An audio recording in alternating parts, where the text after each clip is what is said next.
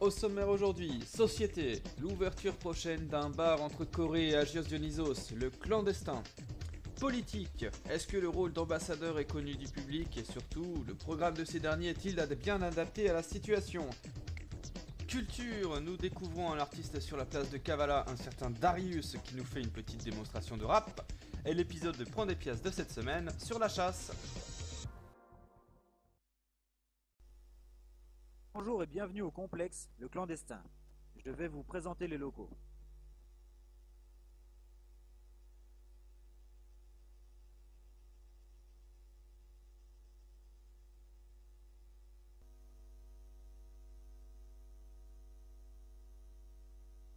Donc voici le complexe. Pour ceux qui ont connu l'entreprise Évêque, nous avons racheté le site dernièrement.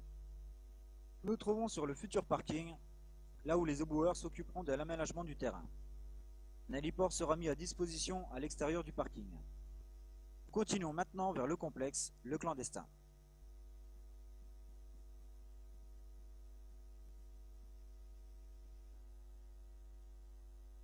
Bienvenue au cœur du complexe Le Clandestin. Nous arrivons sur la piste de danse où aura lieu de longues soirées torrides.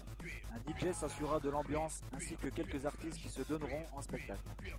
Des boissons ainsi qu'une restauration seront mis à disposition. Nous allons maintenant passer à la tête du complexe.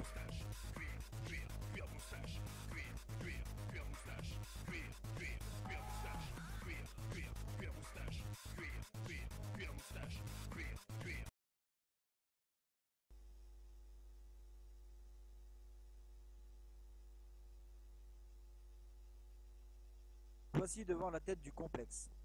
Le bâtiment servira de bureau pour le staff. Un local sera aménagé pour l'achat de l'alcool et des contrats à signer avec les employés. Un autre pour accueillir les fauteurs de troubles en attendant d'être mis aux forces de l'ordre.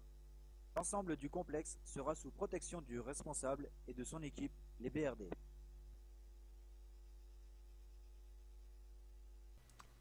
Mais dites-moi et dites à mes téléspectateurs, pourquoi est-ce que vous voulez ouvrir cette entreprise? Bien, j'ai ressenti un besoin chez la population d'Homelife d'avoir un endroit pour se rassembler, se détendre et faire la fête. Je vais donc investir dans ce marché et installer un débit de boissons où nous servirons la baroudeuse.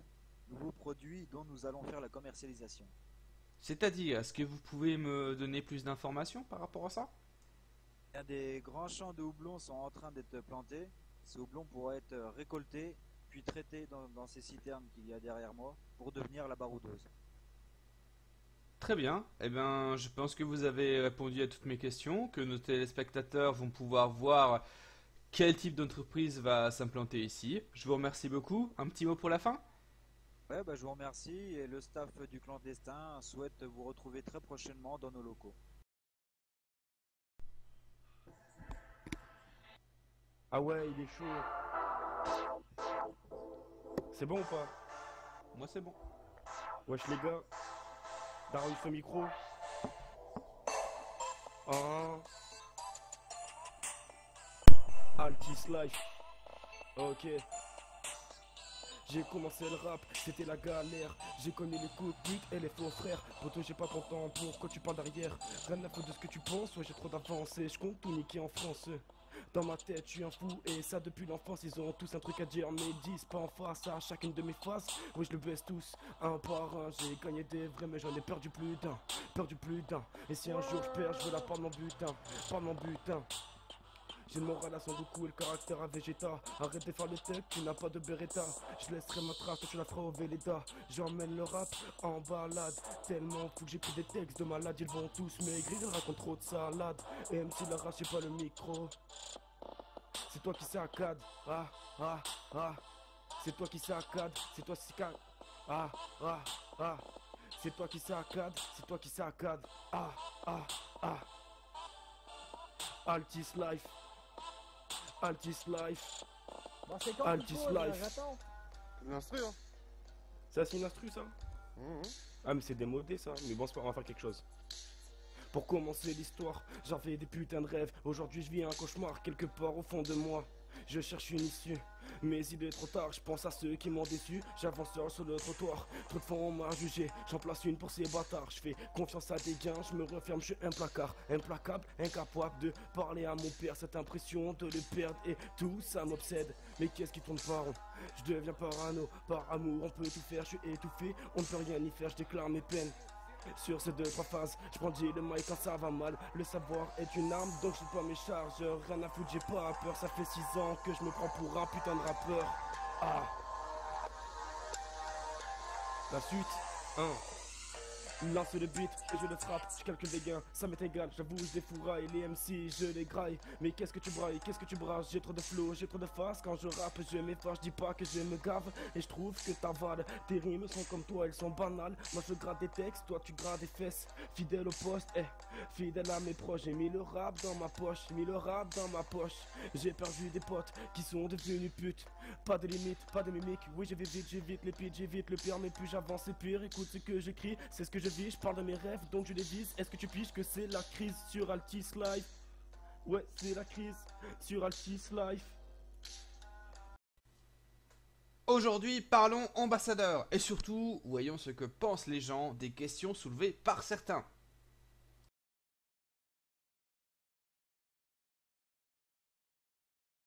Oui.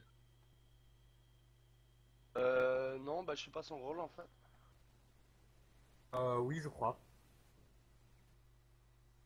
Alors oui, brièvement, en regardant sur ma carte, j'ai vu qu'il y a eu qu'on a installé des ambassades ouest, est, mais je n'en sais pas plus. Oui.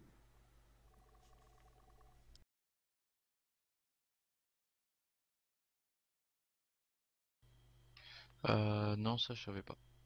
Ah non, je savais pas. Non, je n'avais aucune idée. J'avais entendu parler effectivement des rumeurs concernant des postes. Oui.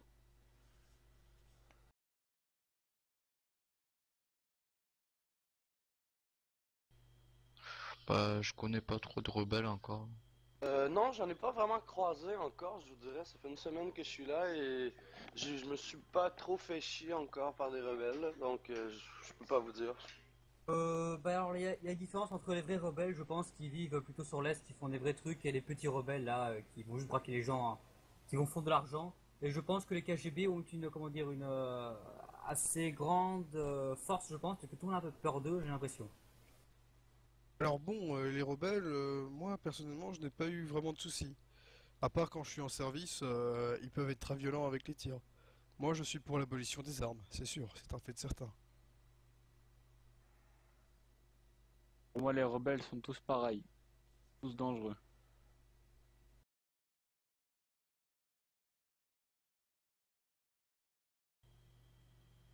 Ah, il y en a qui savent jouer, et il y en a très peu qui font n'importe quoi. Pour ça, les gens conduisent mal. Eh bien, ils roulent plus ou moins bien. Bon, après, bah, évidemment, hein, ceux qui ont les gros véhicules, tout ça, ils coupent souvent, ils roulent pas sur la route, hein, ils coupent, ils roulent sur le chemin de terre, tout ça. Mais sinon, bah, ça à peu près, bon, il y a toujours des gens qui font un peu n'importe quoi, mais sinon ça va. Aujourd'hui, je pense que cette société où on doit avoir de l'argent pour acheter un permis, ça n'est pas permis, sans vouloir faire de mauvais jeu de mots. Effectivement, il faudrait, je pense, des moniteurs pour traverser Kavala et ensuite avoir l'obtention du permis avec un examen. Ils savent pas conduire.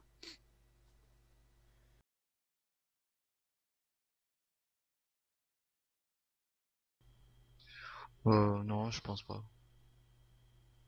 Pas nécessairement parce que ça ferait juste peut-être engranger les nouveaux qui ont pas beaucoup d'argent et qui ont de la misère avec leur code de conduite. Juste peut-être plus les guider mieux ou je sais pas.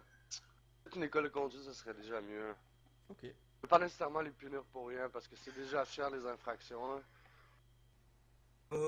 Oui, pourquoi pas. C'est vrai que j'ai pas vu pour l'instant de radar sur les routes, par exemple.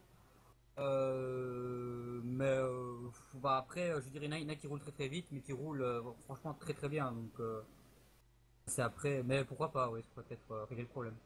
Bien comme je l'avais dit, il me semble que le mieux serait de faire passer un examen. pas être plus sévère par rapport aux automobilistes d'aujourd'hui, mais plutôt convaincre les futurs automobilistes de suivre des cours et afin de permettre une meilleure circulation, bien évidemment, et en sécurité. Bien sûr. Pour résumer cette enquête, on peut voir qu'il y a un manque d'information ou de communication sur la fonction d'ambassadeur, car beaucoup de gens ne savent pas qu'ils peuvent se présenter à ce poste. Alors peut-être que grâce à notre reportage, il y aura plus de candidatures à ce poste éminemment prestigieux. Et comme le souligne une personne interrogée, il faut bien faire la différence entre un rebelle et un criminel, car l'insécurité qui règne sur Altis est due à ces derniers. Pour ce qui est de l'insécurité routière, c'est un vrai sujet d'actualité qui fait débat, car il y a plusieurs camps. Alors, faut-il se ranger du côté des partisans de la sanction ou de la pédagogie? L'avenir nous le dira. En tout cas, je pense que certains doivent réaménager leur programme pour être ambassadeurs, car ils s'attaquent pas forcément aux vrais problèmes. Merci aux participants de cette enquête, et à bientôt! Prends des pièces, prends des pièces, prends des pièces, prends des pièces.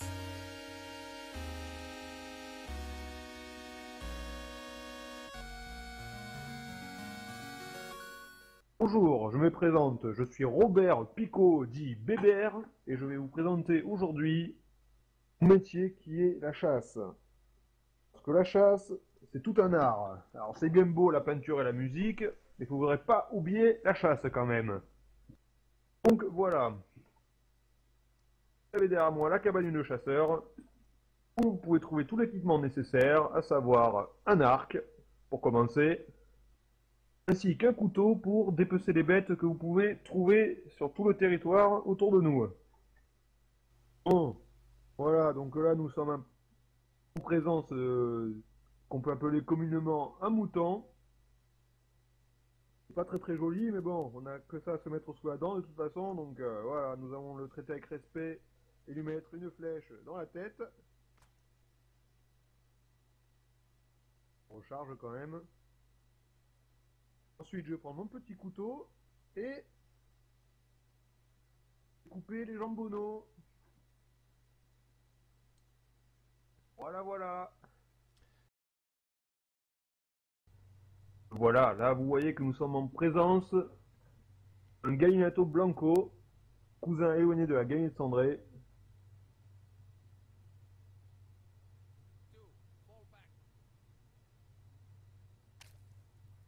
Et paf!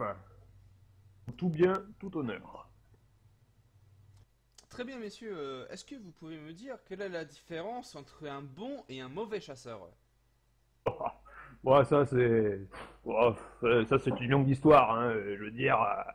Bon, t'as le beau chasseur, là, et il est là, il marche par terre, comme ça. Il voit un truc qui bouge dans un talus, là, il tire et... Voilà. Quand t'as le mauvais chasseur, et ben pareil, il est là, voilà, il marche, et... quelque chose qui bouge dans un fossé, pareil, il tire, mais c'est pas pareil, quoi. Moi, je C'est pas voudrais pareil. dire, le bon chasseur n'oublie jamais sa bouteille de gnôle et son bon saucisson. Le bon chasseur a toujours le casse-croûte avec lui. Bon, là, comme vous pouvez le voir, juste devant le rocher, nous avons un magnifique spécimen de Gallinato cendré, là. C'est vraiment ce qu'on recherche. Faut pas que je loupe celui-là. Bah, je vous souhaite bon courage. Hein. Je crois qu'il est en train de nous encercler.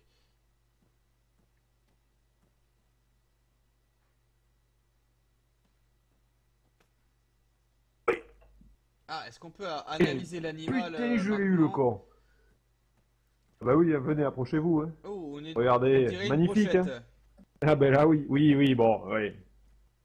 Est-ce Avec qu'on la peut flèche dans dire le berche. que c'est vraiment l'objectif Ça, c'est- du bon chasseur? Ah, c'est la perle rare, hein. C'est ce que tous les chasseurs rêvent d'attraper. Hein. Est-ce que vous en croisez souvent du coup des Gallinato cendrés? Non, c'est vraiment, vraiment, vraiment très très rare. Hein. Ah, de la chance sur ce coup-là. Eh ben très bien. Hein. Je vous laisse œuvrer, allez-y. Hein. Pas abîmé, y a pas beaucoup de viande.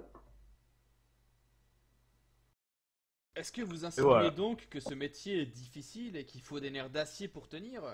Ah, punaise, bien sûr. Hein. Tout à fait, tout à fait. Faut être vigilant de partout, hein. Ça peut partir de n'importe où. Hein. Il faut avoir une telle concentration que c'est usant pour les nerfs. C'est pour ça quand on commence le matin à 6h, on prend un petit café avec un petit remontant dedans.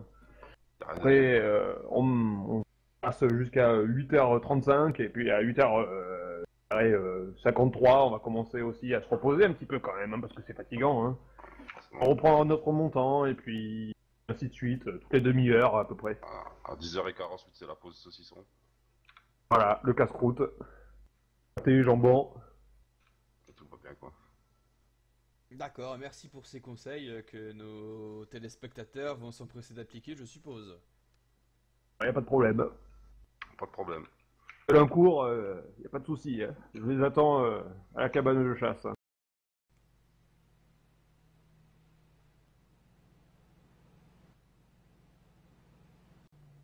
Oh. Oh là là là là. Oh non. Jésus, Marie-Joseph.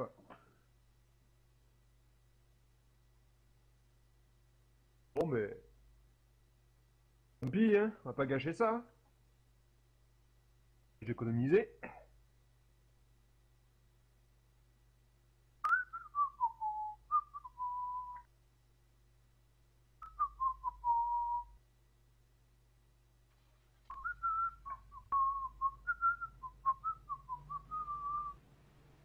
Prends des pièces, prends des pièces, prends des pièces, prends des pièces.